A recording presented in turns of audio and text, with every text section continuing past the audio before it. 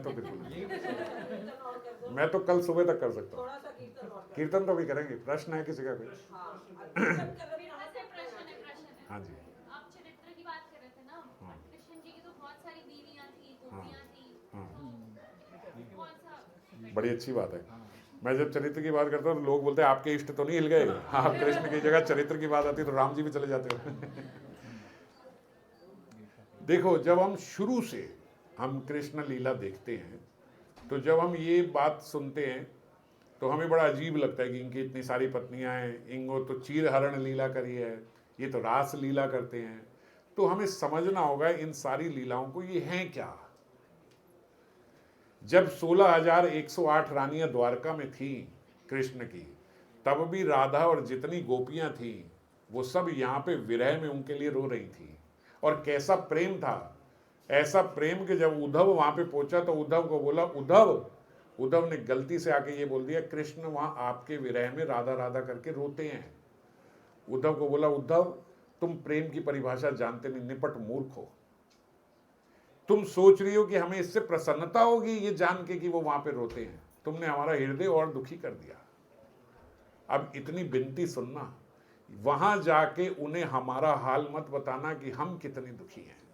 अगर तुम ये बता दोगे वो सहन नहीं कर पाएंगे। 16,100 जो हैं वो सारी एक दैत्य के कारागार में बंद थी।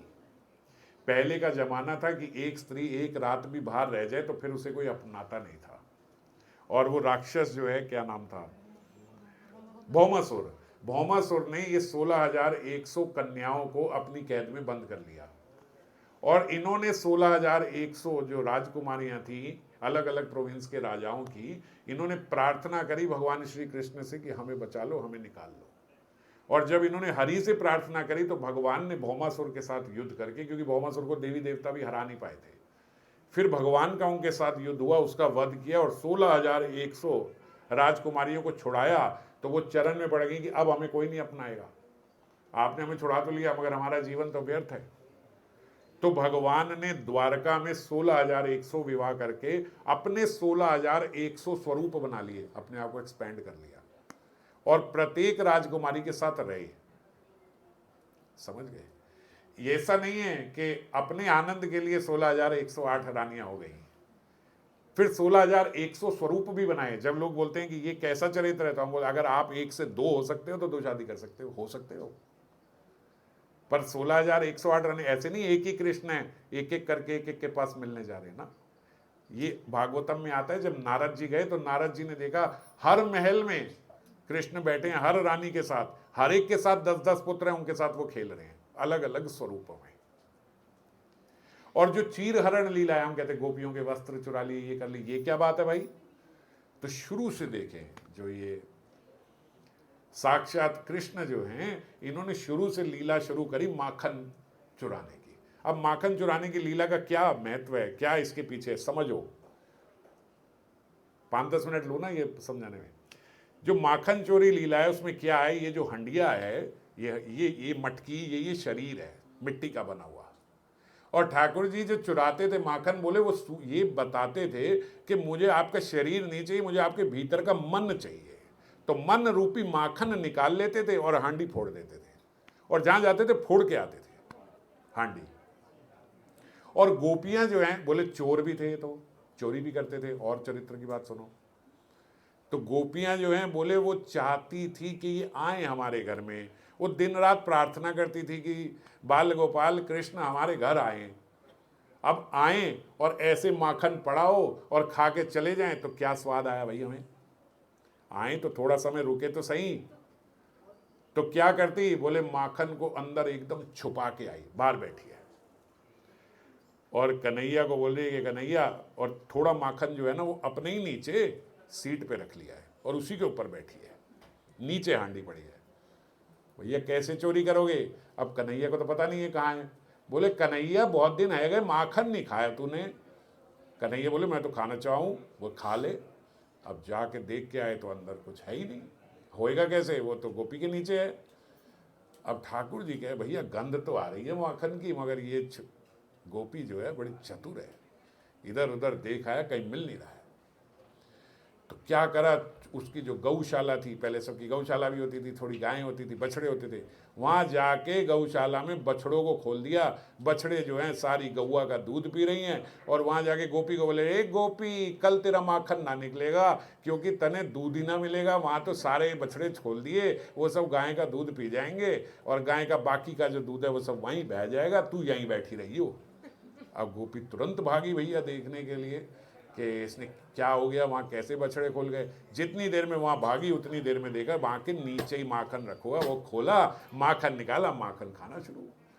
अब गोपी आई, गोपी, ए ये क्या कर रहा है?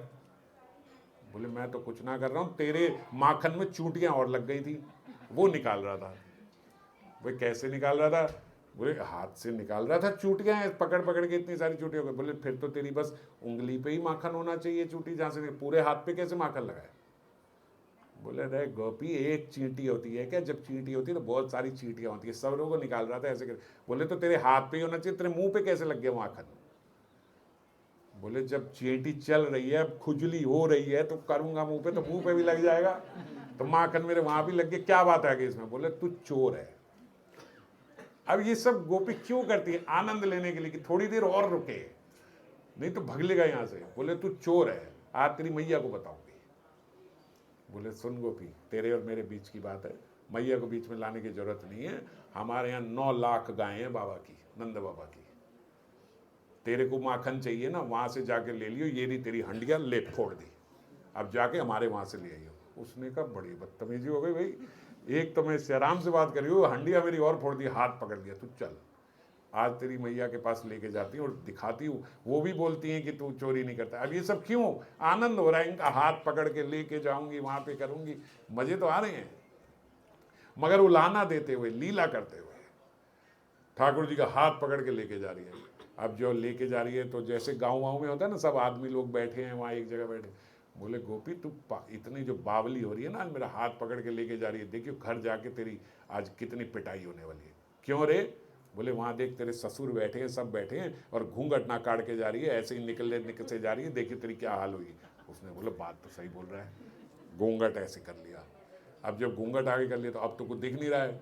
अब बोलते सुन, इतनी जोर के जो मेरा हाथ पकड़े रखा है ना, मेरे थोड़े नरम हाथ है, थोड़ा आराम से कर, मैं तेरा हाथ पकड़ लेता हूँ। बोले हाँ तू पकड़ ले। इतने में वहाँ को ही लाला, उसको ही बेटा, वो पकड़ा, तो कृष्ण के तो सका है सारे, वहाँ के ही बेटे को पकड़ा और बोला इसका हाथ पकड़ ले। अब वो गोपी के बेटे ने ही उसका हाथ पकड़ लिया है, और कन्हैया जो है भाग के यशोदा मैया के यहाँ जाके अंदर सो गए, और सो के ऐसे उठ के बोल रहे हैं मैया थोड़ा माखन दे दे, भूख लग रही है। मैया कह रही रे तू अंदर सो रहा है, मुझे लगा तू घूम रहा है। नहीं नहीं मैया, आज गया ही नहीं, आज थोड़ा ठीक नहीं लग रही सेहत, थोड़ा माखन दे दो।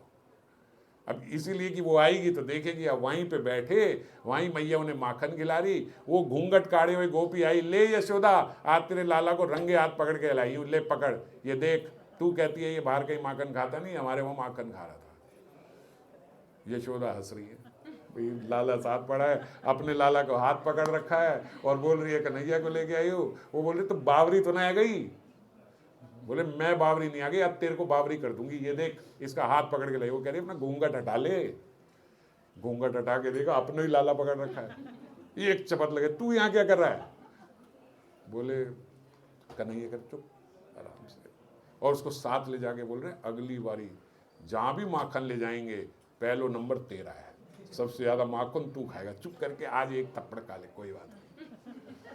अब गोपी गई उलाना देने, और गोपी की अपनी हो गई।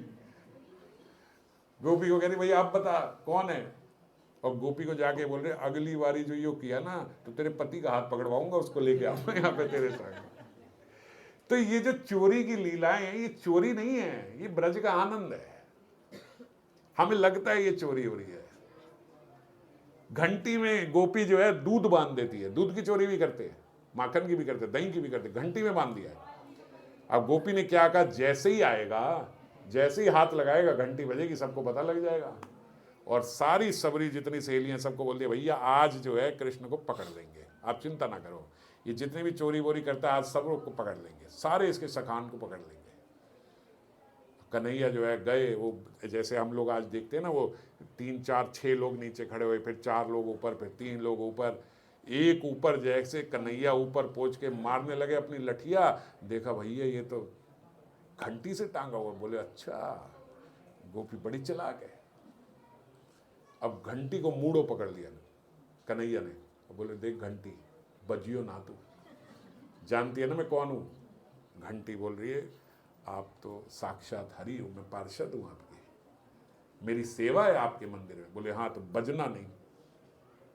ऐसे मत सोचना घंटी बोल नहीं सकती, घंटी बोलती है। इसकी भी एक बाद में आपको लीला सुना दूंगा अगर समय होगा। घंटी बोल रही है, बोले मैं बिल्कुल नहीं, जैसा आप कहोगे वैसे ही हो। बोले हाँ शांत रही हो, आज तूने बजना नहीं है। बोले ठीक है। और बोले जैसी हंडिया फोड़ी, घंटी शांत।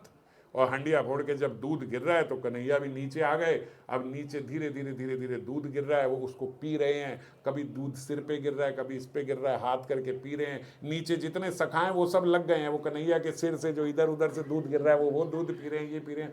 घंटी ने सोचा मेरा जीवन जो है वो व्यर्थ है, ठाकुर जी का साक्षात अभिषेक हो रहा है और मैं ऐसे ही खड़ी हुई हूँ। अभिषेक में तो घंटी बजनी चाहिए, नहीं तो घंटी का जीवन क्या, घंटी टन टन टन टन टन टन बजने शुरू।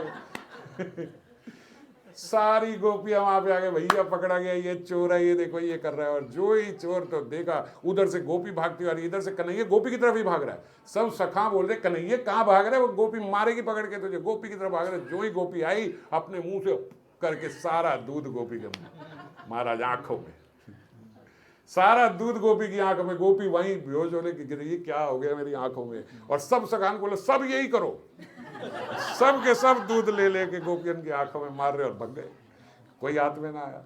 तो ये सब जो लीलाएं ये आनंद के लिए है, कोई चोरी की लीला नहीं है, कोई ये लीला नहीं है सब। और जो वस्त्र जो है चुराते हैं, बोले ये भी केवल एक सूचक है कि ये शरीर रूपी जो वस्त्र है ये नहीं चाहिए मुझे आपको मन रूपी माखन चाहिए। माखन की तरह मन होना चाहिए, नवनीत एकदम ताजा।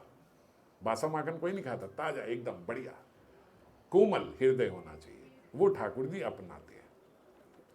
तो ये लीला के ताई ये सब हो रहा है ब्रज में, ये सारी लीलाएं हो रही है सब, और कुछ नहीं, कोई चोरी नहीं है, कोई कुछ नहीं, सब बिल्कुल ऐसे ही। और जब ये सब लीलाएं हो रही है तो ठाकुर जी की उम्र है 8 वर्ष की। अब 8 वर्ष का बालक क्या कोई दूसरी लीला करेगा, यौवन की लीला नहीं, ये सब बाल लीलाएं हो रही है वहां पे। जो यौवन की लीलाएं होती हैं वो भी 8 वर्ष के उसमें करे, तो कोई चरित्रहीन वाली कोई बात ही नहीं है, क्योंकि यही राम है, ये कृष्ण ही राम है, भेद नहीं है राम कृष्ण नारायण में, ये सेम ही है। पर कौन से स्वरूप में हमारी निष्ठा है ये हमें देखना है कि किस स्वरूप में। तो ये वैचित्रियां जो है ये ठाकुर जी की लीला में है। इसीलिए आज जो हमने त्रिपदी पढ़ी उसमें कह रहे हैं कि अगर अभी कहीं निष्ठा नहीं है तो फिर कृष्ण ब्रजेंद्र नंदन में अपनी निष्ठा लगा लो तो आनंद है। ठीक है,